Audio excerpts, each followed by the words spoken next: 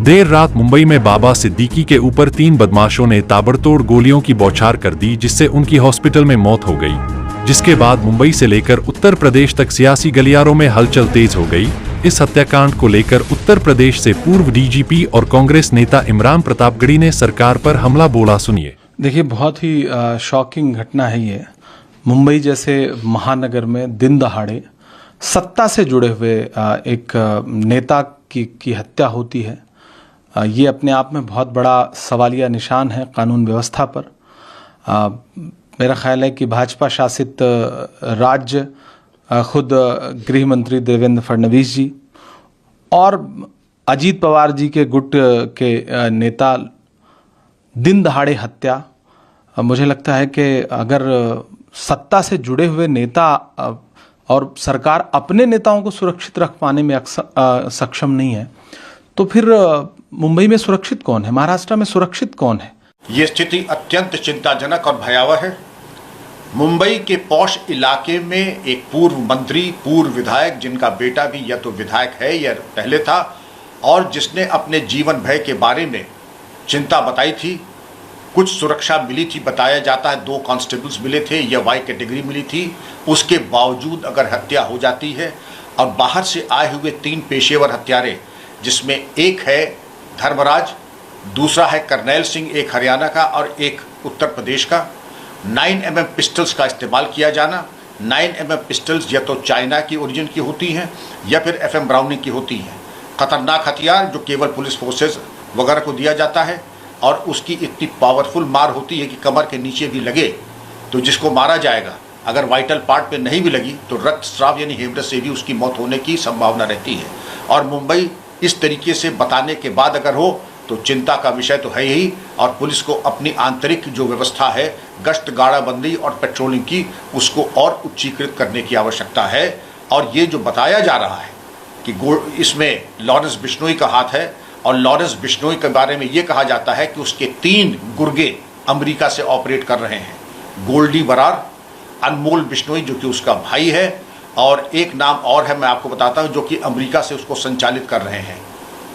और अगर खुलेआम NIA ने अपनी चार्जशीट में इस गैंग के खिलाफ ये लिखा है कि लॉरेंस बिश्नोई गुजरात में है और उसके 700 शूटर हैं।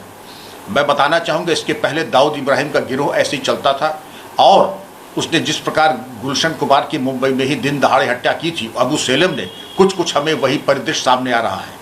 और इस तरीके के गिरोह तभी क्रियाशील होते हैं जब उनको कहीं से बैकअप मिलता है। इसके पहले दिल्ली में एक अफगान जिम ओनर की हत्या हुई थी, सिद्धू मूसेवाले की हत्या हुई थी, और हमने क्या आज तक कोई कार्रवाई करना ज़रूरी नहीं समझा। और ये कह देना कि जो सलमान खान का मित्र है वो हमारा शत्रु है, ये एक चुनौती है। और शासन प्रशासन से ये अपेक्षा की जाती है कि इस गैंग को निष्क्रिय करने के बारे में कार्रवाई करें। अभी ये भी बताया जाता है कि कनाडा में एक सिंगर की हत्या इस गैंग के द्वारा की जा चुकी है। तो यह तो हम कह दें कि आपने आत्मसमर्पण, जब मैं आप कह रहा हूँ तो शासन प्रशासन ने आत्मसमर्पण कर दिया है, या फिर आप गंभीर नहीं हैं। समय आ गया है गंभीर होकर के इस तरीके के अपराधियों और गिरोहों को नेस्तनाबूद करें। और 1-2 फुट सोल्जर्स, पैदल सिपाही पकड़ने से काम नहीं चलेगा। गैंग के पीछे ज़रूर किसी विशिष्ट व्यक्ति का या संगठन का हाथ है, क्योंकि ये बिल्कुल संगठित अपराध के एक शीर्षस्थ गिरोह की तरह क्रियाशील हो रहा है। एक बड़ा अहम सवाल है सर, जैसे कि आपने जिक्र किया जिन पिस्टल्स का इस्तेमाल अशरफ के साथ भी किया गया था, उसमें भी 3 लड़के आए जो कि काफ़ी यंग एज के थे। सेम सिचुएशन यहाँ जैसी हाई टेक पिस्तौलों का इस्तेमाल किया गया था। तो क्या कुछ सिमिलैरिटीज देख रहे हैं आप इन चीज़ों में? क्या मैं ये देख रहा हूँ कि हथियार हवा से नहीं आते। 9mm की ब्लैक में भी, असली अगर देखें मार्केट में प्रोहिबिटेड मोड है, मिलेगा नहीं, लेकिन ब्लैक में भी बताया जाता है कि 10 लाख से कम नहीं आता है।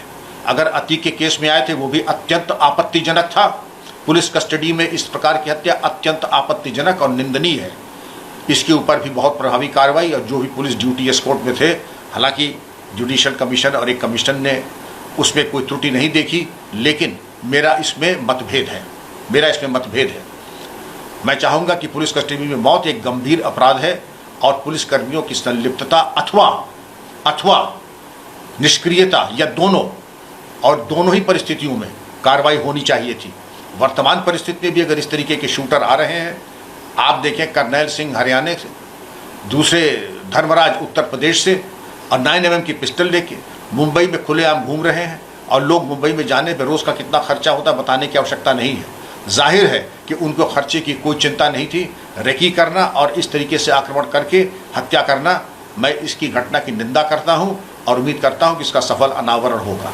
एक आखिरी सवाल है सर, जिस तरह से ये यंग दुनिया में बढ़ती जा रही है, आप किस तरह से देखते हैं एज ए यूपी के फॉर्मर डीजीपी?